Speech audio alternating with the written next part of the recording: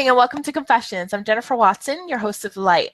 I'm an empowerment coach, new moon astrologer, past life reader, and my mission is to provide a safe space to step into your darkness so you can shine your brightest of lights. And that's what this show is all about. Tonight we'll be talking about our senses and how each one of us has unique gifts of clarity in one way or another. Perhaps you've heard the term clairvoyant. It's a power of seeing things beyond our physical reality, but it's also clarity of sight. But did you know that all of our other senses also have a powerful way of tying into our intuition? For instance, there's clairaudience. It's the clarity of hearing. There's clairsentience. It's an ability to sense something. There is claircognizance. It's an inner deep knowing. And there's also clairaudience, which is a unique clarity of smell. So which one of these powers do you possess? So joining me to talk about this tonight is an amazing woman, Jennifer Sieck. She's an intuitive counselor and tarot reader and teacher. And it's an honor to have her on the show with me tonight. She helps people to see their own inner voice. And welcome to Confessions, Jennifer. How are you? I'm great. How are you, Jenny? I'm good. So we got two Jennies going on right now. Woohoo!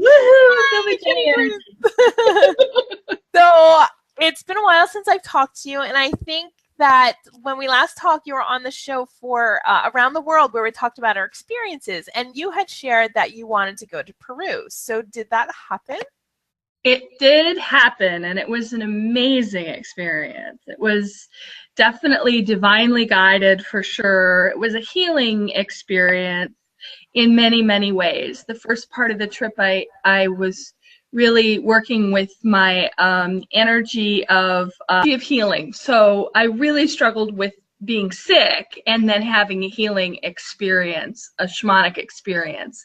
And I believe that that was all divinely guided, and it actually left me being healthier than I've been in years and years and years, but I had to get really sick. The wounded healer, that's what I'm trying to think of.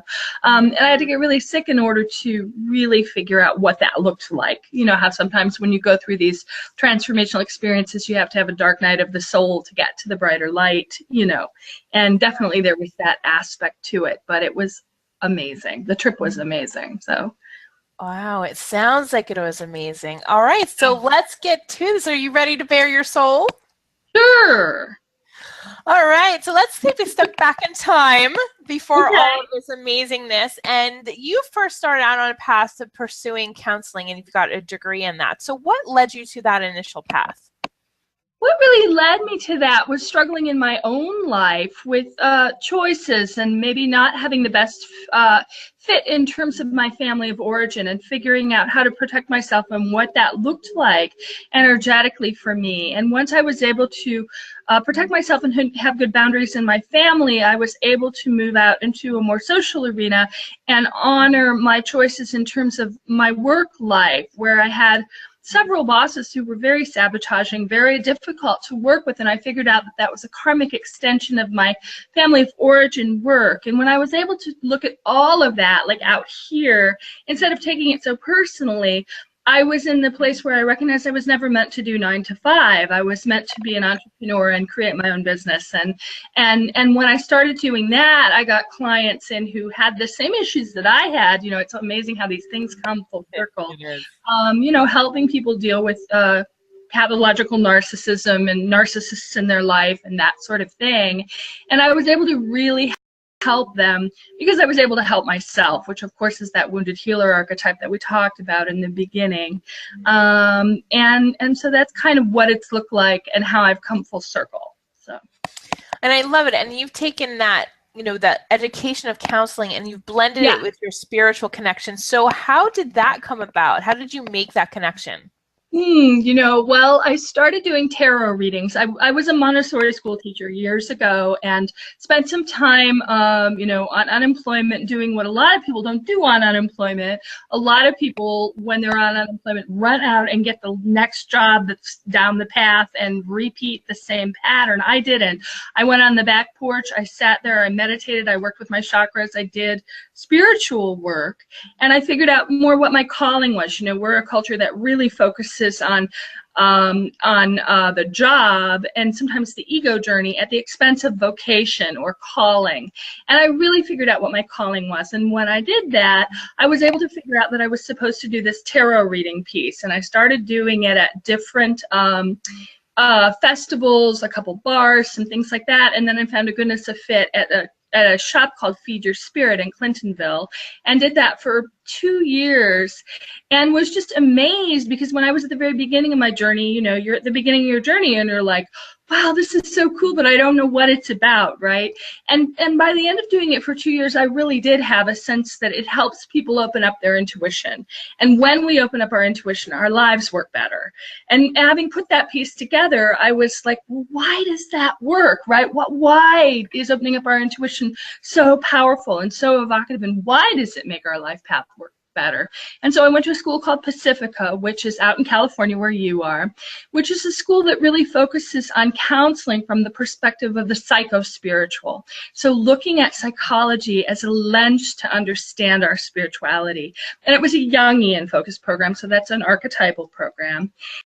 And I really was able to do a lot of my inner work, my karmic work, what have you, through that program, because it was really encouraged in that container. And then I was able to create a business, a practice, a counseling practice that honored those aspects as its central tenet. And that is amazing, because when I was an undergraduate, that's what I kept saying I wanted to do. I want to have a counseling practice where people really honor their own inner truth, where they work on manifesting things, where they're working with this spiritual aspect of the self. And I didn't know what it looked like at the time. I just kept saying it over and over again. And, you know, there really is that path that's cleared for you when you listen on a deeper level to your soul's calling, as opposed to maybe your culture's ego reinforcement. So. Girl, you were totally speaking my language just now. Like, I have a master's in psychology, and then I do the intuitive work on the side. I was like, yeah. They really do. It is amazing how they work together, because it's the mind, and it's this where we're all caught up. So I love it. So in addition to all of this, you also are a Reiki master, and then you also have done different shamanic practices. So tell us a little bit about the experiences and things that you learned along the way. Oh, sure. Well, you know, I mean, I think when you get done with a master's degree program, even if it is a psycho-spiritual master's degree program, it's still academic. So you're still in that academic framework very much. And, you know, I grew up in a family where academia was a big aspect of it as well. So then that's reinforced. And I think you have to move beyond that academic framework and really be able to sit with someone where they're at. And that academic framework doesn't really help you to do that. So I spent some time working out of a place called the Crow's Nest, doing some of their workshops. And this is a shamanic program for people who have a Jungian background. The man who runs it, C. Michael Smith, has a Jungian background. He's a psychotherapist, and he also is a shaman. And I never would have thought that this kind of work would dovetail so nicely, because it's not very academic. It's a program where we did what's called sacred breath work, which is similar to heliotropic breath work. It's a time where you slow down, you breathe, you move energetically through different places in yourself to incorporate and shift different archetypal images, if you will, dream images. You know how we have those beautiful fleeting images that run through our mind all the time. Well, they really are symbols for who we are, who we can be, how we understand the energy in our lives. And so by doing work with him, I was able to move energetically to a place where it was much more open and receptive to receiving the client base that I was meant to receive. And a lot of that was very magical, mystical, visionary kind of work. It's very cool. You put on this music and you lie down and you have a partner who makes sure you're safe and in a safe space. And you go into this inner space where you move through these very visionary experiences, like an awake dream. Mm-hmm. And as you encounter, I'm sure you know, as you encounter that dream imagery, some of it is easy and fun, and some of it is difficult and challenging. And it's that interface, that narrative that creates the conversation in the dream. and it shifts you in your waking life. So that's been powerful, powerful work. And I've been just it's so rich, and I've been so honored to get to do that work. So I love it. I love it. So part of who you are is that it's an understanding of your own intuitive powers, let's call them, because we all have powers and gifts. We can call them gifts. Absolutely. So you had mentioned that you're clairvoyant, clairaudient, and clairsentient. So for those that don't really know what that is, why don't you break it down a little bit and explain first what they are, and then how you came to know these are the gifts that you had. Absolutely. So clairvoyance is having a sense of clear pictures or clear visions, and often in any given day, and I'm sure this happens for many people, you get these just blips of visions or colors, or you're sitting with a client and you're working with a particular set of colors in your mind, and they're shifting you, and they open you up to information that maybe you don't have in the three-dimensional 5-sense reality. So that's clairvoyance. Clairaudience is sound and the way words hit you. So sometimes a word will hit you, and I will play with that word, and I will turn it over. I will notice that that word or sound comes up again and again and again in a patterned way, and moves you into this kind of more shamanic way of understanding things, and that can present images and energies and answers to you on your journey. And then clairsentience, which is, I think, my favorite of all of the clairs, and that is about really feeling and picking up energetically feelings. So that's, we're taught that we're 5 sensory beings, but we know that we're 6 sensory and many other sensory, I would say. And that is about connecting with feeling energy and knowing what someone else is feeling, or putting yourself in the space of what their experience is. And it's wonderful in counseling. Of course, you have to step back and hold your own space in that experience. But it's wonderful in counseling because you can have greater empathy for someone on their journey. So yeah, I mean, I have clairsentience, and when I'm talking with someone and they say something that resonates so strongly, the goosebumps go throughout my body in a way. It's like, oh gosh, I could not feel that more powerfully. Yeah. What I also have is claircognizance, where I just have this knowing. And I remember, the first time I remember it clearly, I know I've had it all my life now that I'm aware, but it was like this gut feeling that's beyond gut feeling. It's just like, you need to do this right this second now, or it's not going to happen. And exactly. It's an amazing thing. And I also have clairaudience. Like, I have this crazy 6th sense of smell that just that's triggers. Awesome. It's weird, but it's great. Great. But in prepping for the show, I had this huge realization this morning, and I'm going to share this because I want to hear your thoughts on it. Sure. When we go to manifest something, they say you need to visualize, right? And I struggle with that, and I realize my clairvoyant capabilities are not as strong as my clairsentient.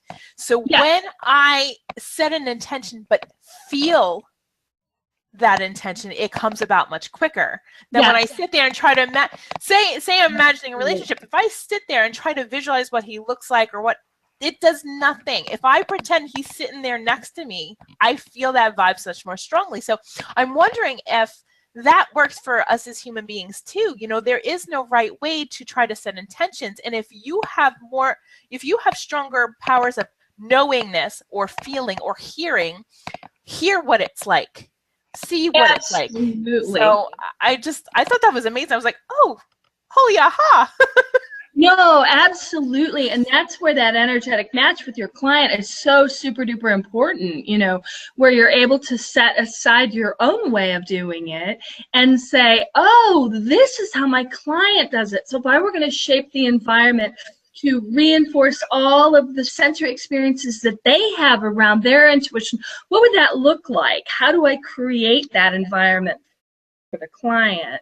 And yeah, absolutely what you're saying about that clairsentient and knowing that that visionary piece is not your strongest suit, but when you sit, and I think too, you know, our culture focuses so much on thinking and so much on that piece that we can be above our neck for all of our experiences, and probably just sitting with someone who's clairsentient like you are can be powerful for your clients, right? Because they're allowed to go below their neck. They're allowed to go into a sensory experience in their body. And that is powerful, you know, and maybe a little unsafe too. So maybe it's something that they do slowly, but yeah, absolutely. No, you definitely have to go where your client is going and recognize that there's all these different sensory ways that this, you know, intuition comes to us. Absolutely. So how would you recommend or guide someone to figure out within them what is their strong suits?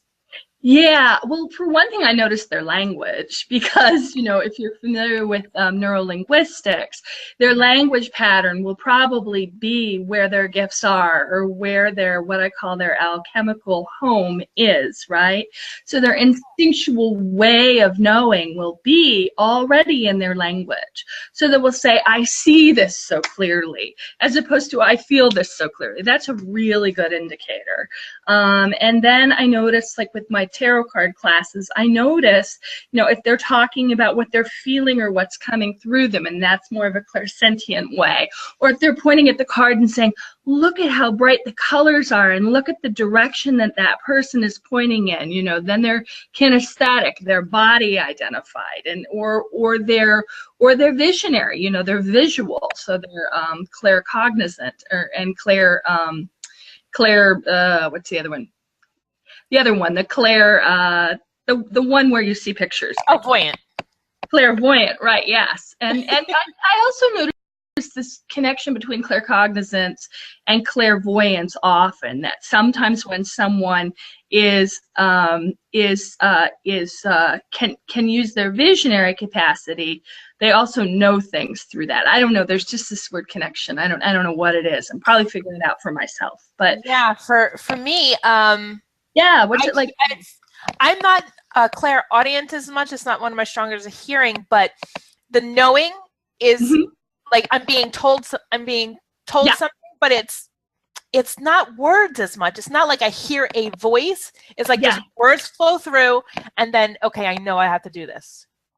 I do that a lot with clients too, doing readings. It's really funny. Yeah. And it's so funny because I'll hold on to it. Like I literally won't tell someone some piece of information that I'm getting, and then they'll say it and I'll be like, oh my God, I knew that. Why didn't I say that? And I do that all the time. I think it's because I'm afraid I'm going to get it wrong because of my family of origin stuff or something. You know what I mean? But it's amazing the things we know. It's amazing. The details of the things we know, and what we hang on to and don't share with others is amazing too. You know what that process looks like. It is crazy. You know? So what is it that you do share with others? What do you have up and coming for yourself?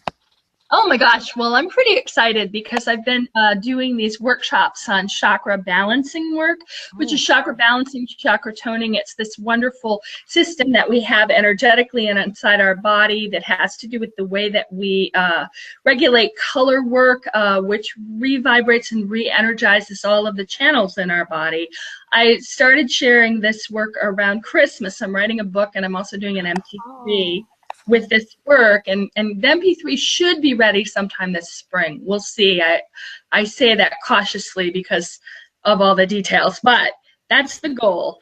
And so I did the workshop with some women who were practitioners in the field in the winter, just to kind of get it all to gel and work more smoothly. And then I'll be offering it in the CBUS area this spring. I'll be offering it out of the Reiki Center, out of the Christian Spiritualist Church, and out of Journeys of Wisdom. And it's work where there's toning, there's a meditation component, and then there's a chakra mapping component, which is where you get to make a map that really, really helps you clarify how your chakras work in your body around an energetic kind of big goal that you have. So you can figure out where your energetic blockages are and where your energetic strengths are, so that you can really reach that big goal and you know, see it materialize. So I'm really excited about that work and helping people to make that more resonant for themselves.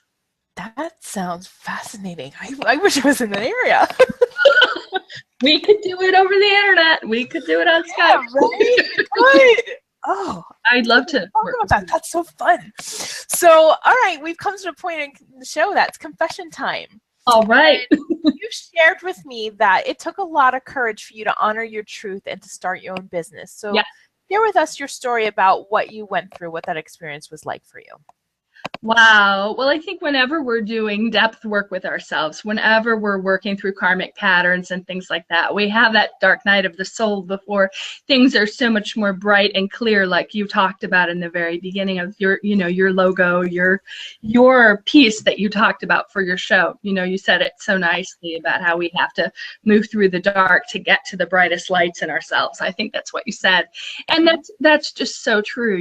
We have to know what's true for us energetically, internally, before we can say our big no. And we live in a culture that tells us what our big yes should be all the time. Oh yes, say yes to that, open to this. But when we grow up in an environment that maybe isn't a goodness of fit for us, we really have to practice our big no too. Like, no, that's not right for me, and you can tell me it is, but it's not right for me. It's not the right path. It's not the right journey.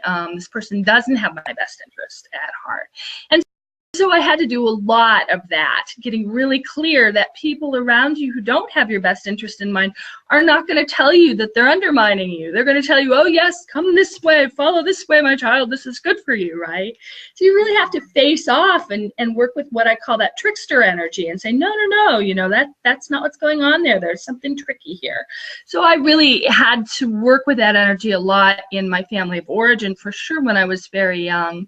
And then also in the first part of my life, as I was going through my 9-to-5 world and jobs and things like that. And I guess that's the biggest thing that I had to say no to. And then the yes on the other side of it was just so magical, because once you believe on that core level that someone can stand in front of you and show you their song and dance, and you say, no, that's trickster. No, that isn't what it looks like it is there. And you know it in your body, on that clairsentient level. Nobody can tell you it's not true. It's this inner strengthening, your third chakra. This is the truth for me. This is what I need to do to grow and to move in the right direction. And then everything opens. And in the dream life, it opens. We move from a place of nightmares to a place of, getting to fly and do all the fun stuff in our dreams, because we changed on a biochemical level. We're in a different space inside ourselves. And so that is probably the biggest piece that I had to work with. And it has different manifestations, but it's something I struggle with every day. It's easy to pick up the dark wolf, if you will. You probably are familiar with that little adage about the grandfather and the light wolf and the dark wolf, and which one do you feed? And you have to do that every morning. You have to say, I'm not, and I know you know it too, because you do that series with those women who are in their bathrobe, who are all like clumpy and yeah. You've got to feed that light, bright, positive wolf every day, and you definitely have to do it in this kind of business, because so much of what we're doing is generated by how we manifest. And that means we have to be really, really careful about our filters. We have to be careful what we let in. We have to work with our visionary capacity. So does that make sense? Does that answer your question? Yeah, thank you for sharing your experience with us. So if others are struggling with that whole standing in their truth and moving forward, what advice would you give to people that you learned? I mean, because I'm sure there was a struggle. It wasn't that easy that, I'm just going to feed the light wolf. No. What would you give to them to take away, to empower them to want to do the same thing? Well, I would say give up your negative backstory. I would say everybody has a negative backstory, and everybody has a lot of content, a lot of, stories around their struggle. But if you want to move into the light, you have to consciously give up that story and stand in that space of not knowing. And that you have to do that. You have to connect with a broader truth, a larger truth about the divine child in each one of us and our right to connect with that energy. And that means you have to give up your backstory, you know, and I'll say to clients who are in that place of change, we've talked about this backstory a lot. It's always there. We can dip into it, but it's not going to help us grow beyond it. So what if something else were true? What if in our body something else were true? How could you start that process? And then I give them a jar and I say, fill this with every positive thing that happens to you. Put on little slips of paper. You can connect it with your chakras if you want. But what you're doing is you're biochemically changing your body. And Deepak Chopra talks about how it takes 21 days to change a behavior. And if the behavior is putting positive things in that jar, we're making a bodily connection with that new pathway, that new neural pathway. And we have to do that because we have to have something that overrides that story that has had maybe so much karmic power in our life. But and that's the intention setting piece. That's the how to do this on a conscious level. Okay, I'm going to focus on the positive. I'm going to reinforce the positive. I'm going to get my body involved in that positive experience of what my potential is about, not what my backstory has been. I love that. Well, Jennifer, thank you so much for coming on Confessions tonight. It was so fun talking to you. I love this conversation. So before we go, what final message do you have for our viewers? Trust your gut. If something doesn't look right or feel right, it's not. And that, you know, it's that simple. Trust your gut. And if you're surrounded by a whole bunch of people who are telling you you're wrong and your gut says there's something on the other side of it, don't share that experience with those people because those people don't have your best interest at heart. It doesn't matter if they're your family. It doesn't matter if they're your closest coworkers. What matters is what you feel inside your gut, and you need to find people who really support that vision of who you can be. Absolutely beautifully said. Well, thank you so much, Jenny. Pleasure to have you on tonight. Take care, Jenny. Have a great weekend. Thank you. So if you want to learn more about Jennifer, you can find her at innervoiceintuitive.com, and I'm going to put that and her Facebook links in the video below so you can find her really easy. Check her out. She, as you can tell, she's amazing. I'm Jennifer Watson, I'm an empowerment coach. If you need help and guidance getting through a tough time in your life, you can reach out to me at www.jennifer-watson.me. Next Sunday for another great show. Namaste and embrace your power.